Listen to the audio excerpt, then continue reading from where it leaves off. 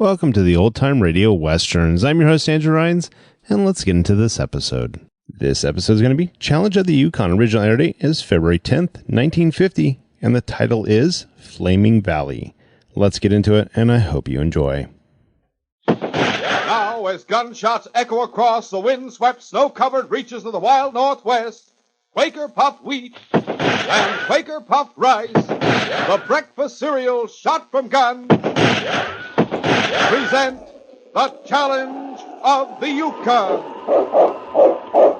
It's Yukon King, swiftest and strongest lead dog of the Northwest, blazing the trail for Sergeant Preston of the Northwest Mounted Police in his relentless pursuit of lawbreakers. One king, one husky. Gold discovered in the Yukon. A stampede to the Klondike in the wild race for riches. Back to the days of the gold rush. With Quaker Puffed Wheat and Quaker Puffed Rice, bringing you the adventures of Sergeant Preston and his wonder dog, Yukon King, as they meet the Challenge of the Yukon.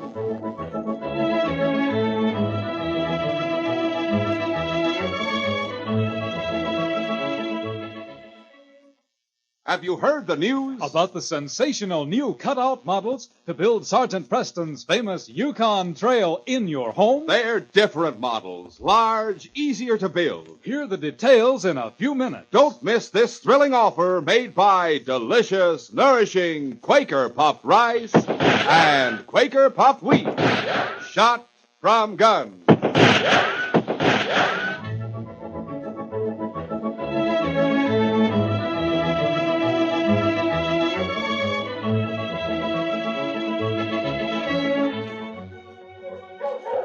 Bat Nelson was a dangerous outlaw, the leader of a criminal ring which operated throughout the Yukon Territory. After escaping from jail at Whitehorse, he had headed north along the Yukon Trail, counting on the help of various members of his gang to elude capture by Sergeant Preston. Several days after the jailbreak, Nelson arrived at a lumber camp located on Roaring Creek. Hold there! Hold there! He walked up to the headquarters tent and spoke to the young timekeeper, Eric Douglas, who was seated inside. Is a woman around there? He's over at the bunkhouse. Looking for work? I might be. Afraid you're out of luck. He just turned down a man this morning. He won't turn me down. You go tell him a friend of his is here. Okay. Eric Douglas left the tent and returned a few moments later with the foreman, a big, raw-boned French-Canadian named Pierre Marlet. Howdy, Marley. Oh, it is you, eh? Douglas, my friend and me, we wish to talk private. You clear out. Sure. Come on, Nelson. We go inside the tent and sit down. Yeah, sure. Now, suppose you tell me why you come here. You have a job for me to do? I want you to hide me here at the camp for a few days. I do. You mean the law is after you? Yeah. They had me in jail down at Whitehorse. I busted out, but a mountie named Sergeant Preston is on my trail. Sergeant Preston? That's right. Man, no, but what if he come here to the camp and look for you? That'll suit me just fine. I've got a plan all figured out for taking care of that red coat permanently. Oh, what is your plan? And it's simple. Now, here's what we'll do. When Preston shows up... Briefly, Bat Nelson explained his plan for getting rid of Sergeant Preston. When he was through, Pierre's leathery face broke into an evil grin. Nelson, the devil himself could not outsmart you. But your plan will cost the lumber company some valuable timber. But one thing is sure. You will have no more trouble from Sergeant Preston. That's right. And I'll pay you plenty for helping me out. Très bien. In the meantime, you can mix in with the lumberjack. I will tell them you are a new man I've just hired. You sure they won't get nosy? Don't worry. In this camp, no one asks questions. What about that young timekeeper, Douglas, or whatever his name is? No, he will not talk. That I guarantee. You see, he is wanted by the Mounties himself in Selkirk. That's different. Come on. Get your gear off this sled and I take you over to the bunkhouse right now. Meanwhile, Eric Douglas was seated on a tree stump on the outskirts of camp. He was reading a book which he had pulled out of the pocket of his mackinaw, when Phil Marlet, Pierre's young son, walked up to him. Hello, Mr. Douglas. Huh? Oh, hello there, Phil. What's that book you're reading? It's called Robinson Crusoe. Is it interesting? It sure is. It's about a man who was shipwrecked on a desert island. Gosh. Could I borrow it when you're through? Why, sure, you can have it for keeps if you like. Here. Oh, no, I don't want to take it away from you if you're still reading it. That's okay. I've already read it through twice. Gee, thanks. Tell me, Phil, how does it happen you don't speak with a French accent like your father? Well, my mother brought me up. She was English. I've just been living with Dad for the last year or so since Mother died. Oh. Well, didn't your mother and father live together? No, they broke up. Mother wouldn't live with Dad anymore because, well, he was always getting in trouble with the police and wouldn't go straight. Maybe I shouldn't ask so many questions. Oh, that's all right, Mr. Douglas. I don't mind talking to you. You treat me nice. In fact, I wish you were my dad. Your dad means well, Phil. I know he's kind of rough sometimes, but it's just his way. He hates me. Don't say that, Phil. That's no way to talk about your father. Oh, it's the truth. He hated Mother because she went away from him. Now he's taking it all out on me. He just keeps me here at the camp so he can treat me mean and kick me around. I'm sorry, Phil. I wish there was something I could do about it, but there isn't. Mr. Douglas, you're in trouble yourself, aren't you? Yes, I am. Come on, we'd better get back to camp. When Phil and Eric returned to camp, they encountered Pierre Marlette, who was just going back to the headquarters tent after taking Bat Nelson to the bunkhouse. At sight of Phil, Pierre's face darkened with anger. So, you have been loafing again, eh? Why aren't you working at the cook shack like I told you to? I have been working there. There was nothing to do for a little while, so I took a walk in the woods. Never mind the excuses. Get back on the job. Be quick about it. Yes, sir. Wait a minute. Where you get that book? Mr. Douglas gave it to me. I'm going to read it. You have already spent too much time reading. From now on, you are through with all that. Give the book to me. No, please, don't take the book away from me. I'll work hard. I say give it to me. No, I won't. It belongs to me, and you have no right Why, to take you the little book. good for nothing. Oh. Now, wait a minute. You keep out of this, Douglas. Maybe now the boy will learn to obey when I give him order. And just teach him a lesson. Taking the book out of Phil's hand, Pierre proceeded to rip it to pieces. There. I guess that will take care of your precious book. Now, take it to the cook and tell him to throw the pieces in the stove. And as for you, Douglas, if you wish to stay healthy, you will keep away from the boy from now on. The following morning, Sergeant Preston arrived at the camp. King was running ahead of the team as loose lead. Okay. Eric was absent from the camp on an errand. Pierre Marlette emerged from the headquarters tent and greeted the sergeant. Bonjour, Monty. What bring you this way? I'm looking for an escaped criminal named Bat Nelson. Was seen heading toward your camp. Oh, what does he look like, this Bat Nelson? It's a big fellow, over 6 feet. Heavy set, has a scar across his left cheek. He's driving a team with a big black Newfoundland as lead dog. Oh, oui, I know the man you mean. He stopped at the camp yesterday evening. Stay overnight? No, he had something to eat, and then he shoved on again. Which way did he head? He head upstream toward the Indian waterfall. But that'll take him right into a closed valley. Oui, that is so, Sergeant. That's funny. What is funny? He knows I'm on his trail. Why should he bottle himself up in a valley with only one exit? Perhaps he's going to meet someone in the valley. Why do you say that? Before he leave, he asked me if anyone is leaving the old cabin up by the waterfall. I say, oui. One of the lumberjack tell me he sees smoke coming out of the cabin. How did Nelson react when he heard that? Oh, he seemed very pleased. He say, good. Then he drive off. Oh. Well, in that case, you're probably right about him going to meet someone. Well, thanks for the information. All right, monsieur. I'm always glad to help the police. All right, King. Light him up, boy. Light him. Au revoir, my friend, and good luck. Thanks. On King! On! Oui, good luck, Sergeant. You will need a lot of it. When Sergeant Preston was out of sight, Pierre left the camp and headed toward the spot where the lumber crew was working. He told Bat Nelson what had happened. That's good work, Pierre. We'll give him an hour or so to get inside the valley. Then we'll set fire to the trees clear across the entrance. And by the time he find out what is happening, it will be too late to get out. Yeah, that's right. That north wind is blowing mighty cold these days, but I reckon Preston will be warm enough. The valley which Sergeant Preston had entered was thickly wooded, especially across the entrance, where a heavy growth of underbrush almost obscured the spaces among the trees. It was early winter, and the tree branches were still dry and crisp from the autumn drought, ready to blaze like tinder at the first touch of fire. The trail which Sergeant Preston was following lay alongside of foaming rapids, fed by the Indian waterfalls at the head of the valley. The sergeant had nearly reached the waterfalls when suddenly King halted and sniffed the air. The north wind blowing up the valley had carried to his nostrils the acrid smell of smoke. What's the matter, fella? In answer, King gave a sharp bark and ran back toward his master. He tugged at his master's sleeve as though he wanted him to turn around. Oh, what's wrong, boy? Someone following us? The sergeant turned and saw wisps of smoke pluming up over the treetops in the distance. King, it's a forest fire. The sergeant knew that the valley would act like a chimney, sucking the flames inward at high speed. Yet before he could turn and fight his way out of the valley, he must make sure no one was in the cabin. Come on, King, we've got to travel fast. Up front, boy. All right, on King, on your huskies.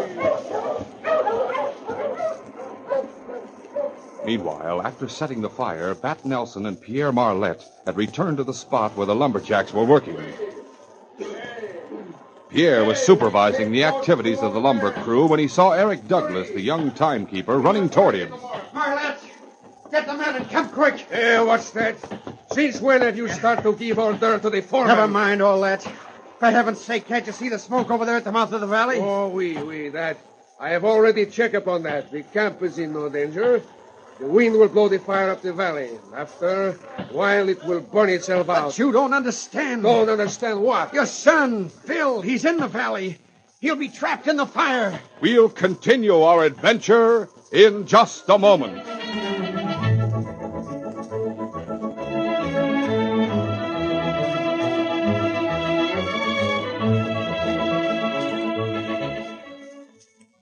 Listen, fellows and girls, there's no waiting, no extra cost. Right now, get thrilling new cutout models to build Sergeant Preston's famous Yukon Trail in your home. They're especially made for you. Yes, with these models, you can follow each day's story of Sergeant Preston and King in their pursuit down the Yukon Trail after the cunning, dangerous outlaw, Bat Nelson. You get models of Sergeant Preston's dog sled and team of huskies. Yes, they're models you can hitch up and move around. You get the Indian waterfalls in today's story.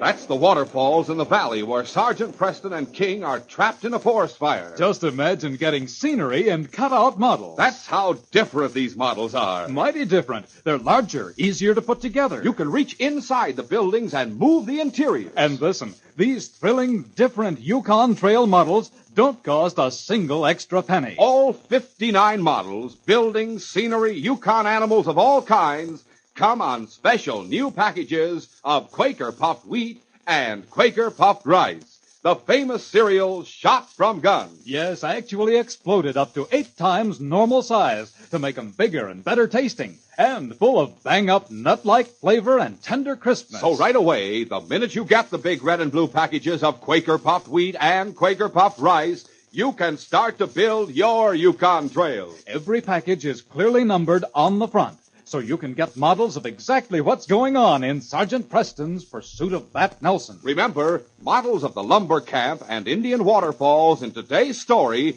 are on number 3 package of delicious Quaker puffed wheat and Quaker puffed rice. So hurry and get yours. There's nothing to send in, no money, box tops, or coupons. Your grocer now has these Yukon Trail cutout models that come only on Quaker puffed wheat and Quaker puffed rice. Act fast. Follow the stories from today on with these Yukon Trail models.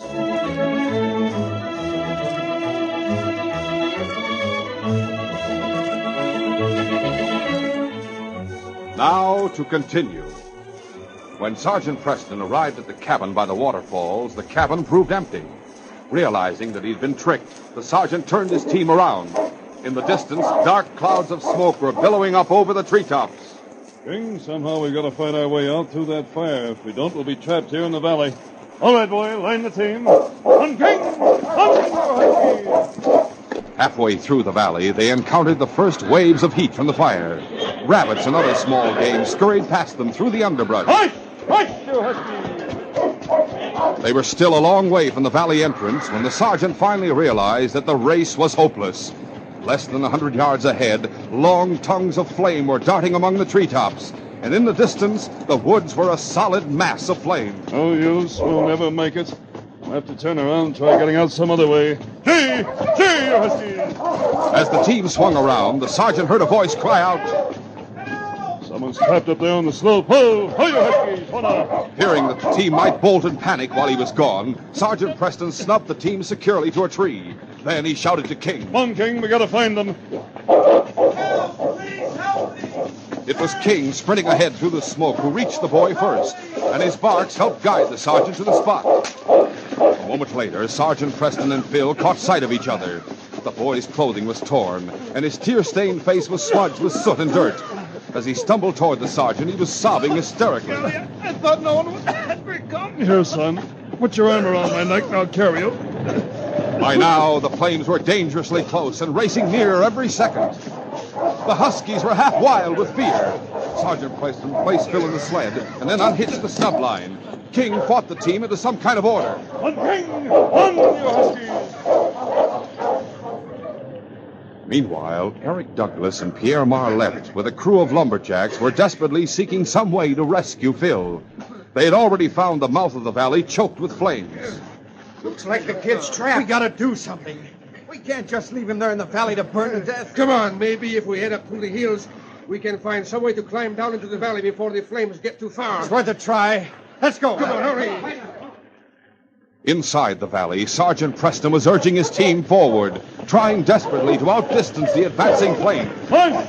Hush, you huskies! Isn't there any other way out of the valley? None that I know of, son. What about climbing up the cliff walls? We might do it if we had all day. There's no time for trying now. But couldn't we at least get above the flames? The heat travels upward. We'd roast to death.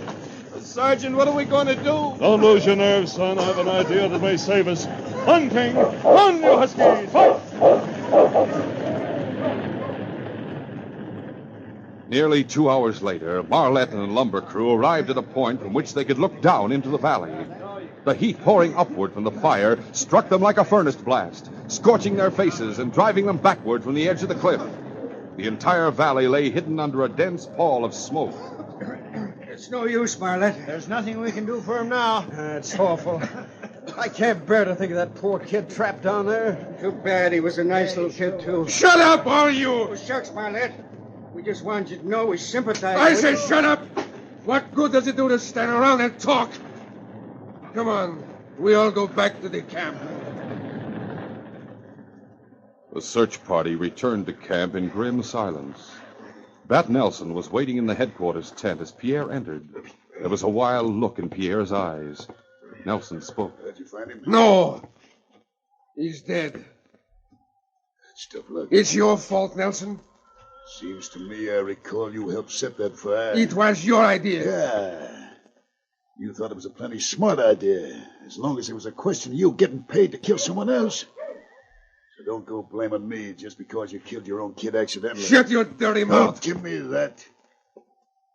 From what I saw, the way you treated the kid, he's probably better off dead anyway. Why, you... Keep your distance, one letter. I'll put you right in the gizzard. All right. You're the drop on me. Lucky for you. Pack your gear and get out of camp. Sure, I'll get on.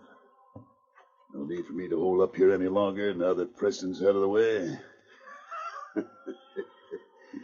So long, Marlette, and thanks for the help. Night brought a heavy snowfall, and by morning the forest fire had died out, leaving the valley a smoldering waste of blackened stumps and scorched earth. Meanwhile, at the lumber camp, work went on as usual. And when the logging crew started out that morning, Pierre Marlette went with them. His manner was surly and brutal, and no one even dared suggest that a party be sent out to recover his son's body. A short time later, Eric Douglas was seated inside the headquarters tent when he heard the sound of barking outside.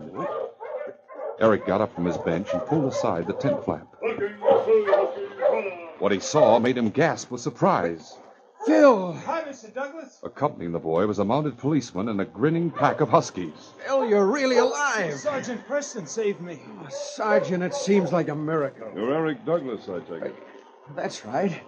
How did you know? Phil told me about you. Oh, I see. I'd still like to know how you managed to save him. I was in the valley myself when the fire started. We took refuge under the waterfalls till the fire died out. Under the falls? That's right. Luckily, there was a big enough space between the falls and the rock to shelter Phil and me, and the dogs, too. Not that we had a very comfortable time of it. I'll bet you didn't. May I ask how you happened to be in the valley in the first place? I was trailing an escaped outlaw named Bat Nelson. Marlette told me Nelson stopped here at the camp night before last and then headed up the valley. That's news to me. It was a lie. There's not much doubt about that. I don't understand. Marlette sent me into the valley and then started the fire in order to get rid of me. What? My guess is right. He's in cahoots with Nelson. Tell me, have you seen a big husky fellow with a scar on his left cheek around camp lately? Why, sure I have. Marlette hired a man who answered that description, but he said his name was Bill Smith. Where's he now? He's gone. Quit last night. Before I start after him, I'll have to arrest Marlette. Where can I find him? He's out in the woods with the lumber crew. Phil, you stay here at camp. I'm going after your father. Well, Sergeant, can King stay here with me while you're gone? He's such a swell dog. Well, all right, Phil. If you can rustle up some food for the huskies after you had breakfast. Oh, sure I can.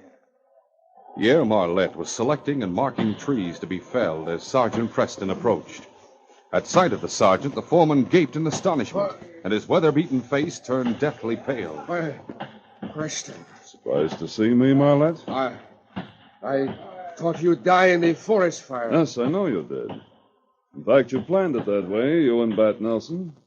You started that fire in order to kill me. You can't prove that, Preston. Can't I? You told me Bat Nelson headed up the valley. Instead, you were hiding him in your camp. I think any jury will draw the same conclusion I did. Bien. Look like the game is up. What do you intend to do with me? Take you to jail, of course. First, we're going back to camp and decide what to do with your son. My son? You mean he's still alive? Yes, we both got out of the valley safely.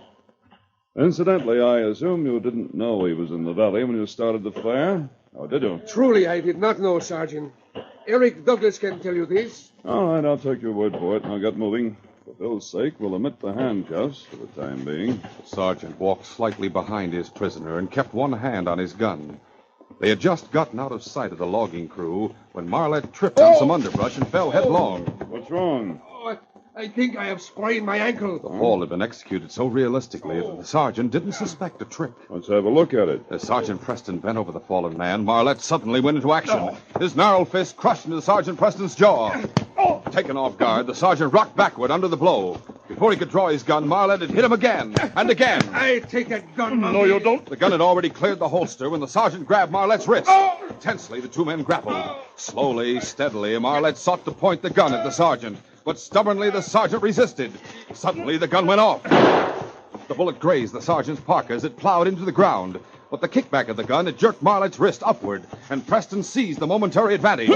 With a terrific push, he threw Marlette to one side, at the same time twisted his wrist, forcing him to drop the gun. That's better. Releasing Marlette's wrist, the sergeant let go a terrific right to the head. A moment later, the gun was forgotten as the two men fought savagely on the ground. Slowly but surely, the sergeant's grim determination won over Marlette's frenzied counterattack. Oh, stop! Do not hit me again. I've had enough. All right, now stand up and hold out your hands. From here on in, you're wearing handcuffs. A short time later, at the camp, Sergeant Preston spoke to Eric Douglas in the presence of Phil. Eric, with Pierre Marlette behind bars, Phil will be needing a new home. From what he's told me, I think you might make a pretty good foster father. How about it? I'm afraid it's not in the cards, Sergeant. Huh? Why not? Because I'll probably be spending some time behind bars myself.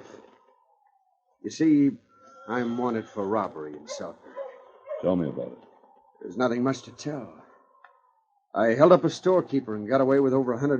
There's more to it than that. Why'd you do it? Well, when I came up to the Yukon, I was hoping to make a gold strike, but it didn't work out that way.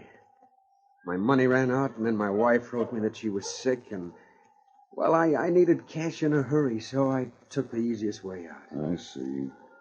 Eric, What made you suddenly confess your crime to me? Because I knew I couldn't go on dodging the law forever. I tried to make things up by sending some money out of each month's pay to the man I robbed, but now I realize that's no solution. I've got to face the music. Well, yes, Eric, you do. But I have an idea the judge may be lenient when he hears your story. In fact, he might even suspend sentence and put you on probation. Oh, Sergeant, that'd be wonderful. But whatever happens, I'm ready to face it. I feel like a weight's been lifted off my shoulders already. Gee, I guess you'll have to figure out something else to do with me, Sergeant. Oh, you won't, Phil. I'm going to adopt you as soon as I get clear with the law. I'll find another job and save up enough money to get us both back to the States where you can have a real home, Phil. Gosh. Yes, Phil, I have a hunch things are going to work out nicely for both of you. Sergeant, I wish there was some way I could help you close this case. The case of Bat Nelson? Yes. I'll find him, Eric. It may be a long trail, but in the end, I'll get him. And I can say this case is closed.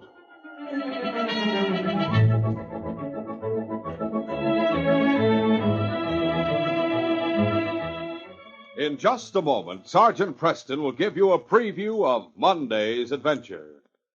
Don't forget, hurry to your grocers.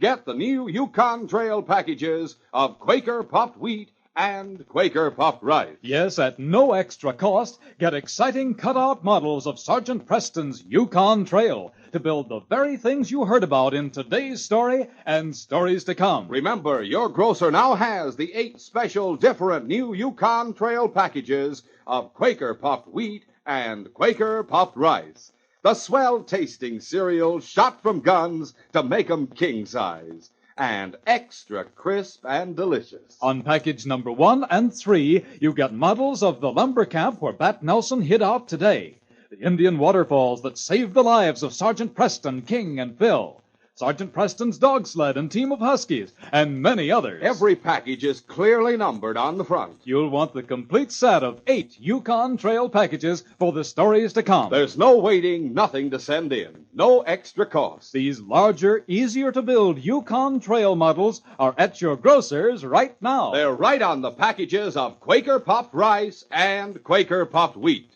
The original, crisp, fresh, shot-from-gun cereal that is never sold in bags or bulk. Get yours right away. Listen Monday when Sergeant Preston and Yukon King meet the challenge of the Yukon in the case of the haunted mine. The dead Dutchman was a haunted mine. The first 3 owners had died violent deaths, and one of the present owners was missing under mysterious circumstances. I accidentally stumbled onto the secret of the mine while investigating a gold robbery, and my discovery led to a duel in the dark with someone who was bent on making me the mine's next victim. Be sure to hear this exciting adventure Monday. These radio dramas, a feature of the Challenge of the Yukon Incorporated, are created by George W. Trendle, produced by Trendle Campbell Enterprises, directed by Fred Flowerday, and supervised by Charles D. Livingston. The part of Sergeant Preston is played by Paul Sutton. They are brought to you every Monday, Wednesday, and Friday at the same time by Quaker puffed wheat and Quaker puffed rice, the breakfast cereal shot from guns.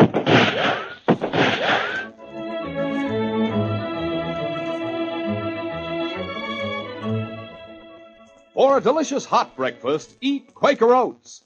The giant of the cereals is Quaker Oats. Delicious, nutritious, makes you feel ambitious. The giant of the cereals is Quaker Oats. Say, boys and girls, do you want to be a star someday in sports and activities? Then start on good Quaker Oats breakfast tomorrow. 'Cause nourishing oatmeal gives you more growth and endurance than any other whole grain cereal. Remember, Quaker and Mother's Oats are the same.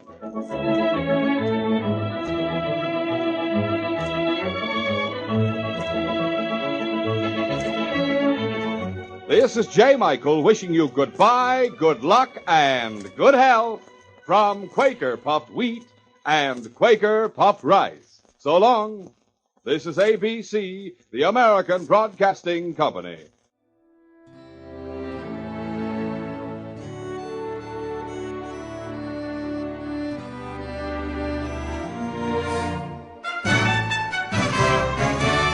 This has been a presentation of OTRWesterns.com, and we hope you enjoyed. Please take some time to like and rate our shows in your favorite podcast application. Follow us on Facebook by going to OTRWesterns.com/Facebook. Join in the conversation by going to OTRWesterns.com/Discord. And don't forget to send us an email, podcast@OTRWesterns.com. This episode is copyright under the Attribution Non-Commercial Share Alike copyright. For more information, go to OTRWesterns.com/copyright. Have a great day, and again, thanks for listening.